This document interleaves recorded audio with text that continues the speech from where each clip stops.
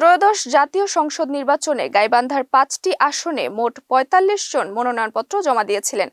যাচাই বাছাই শেষে তাদের মধ্যে ১৬ জনের মনোনয়নপত্র বাতিল করেছেন রিটার্নিং কর্মকর্তা।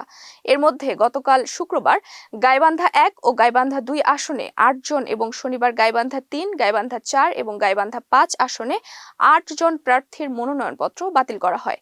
শনিবার সকাল ১০টা থেকে দুপুর ১টা পর্যন্ত ৫টি আসনের মনোনয়নপত্র যাচাই বাছাই করেন রিটার্নিং কর্মকর্তা ও গাইবান্ধা জেলা প্রশাসক মোহাম্মদ মাসুদুর রহমান মোল্লা। বাছাই শেষে ২৯ জন প্রার্থীর মনোনয়ন বৈধ ঘোষণা করা হয়।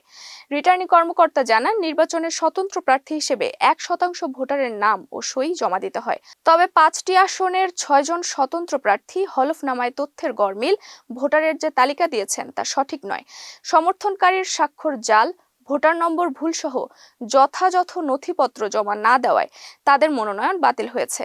এছাড়া সিপিবির ২ প্রার্থী ও ইসলামী আন্দোলন বাংলাদেশ সহ বেশ কয়েকটি দলীয় প্রার্থীর অসম্পূর্ণ ফরম ও দলীয় মনোনয়নে দলের প্রধানের স্বাক্ষর না থাকায় মনোনয়নপত্র বাতিল করা হয়।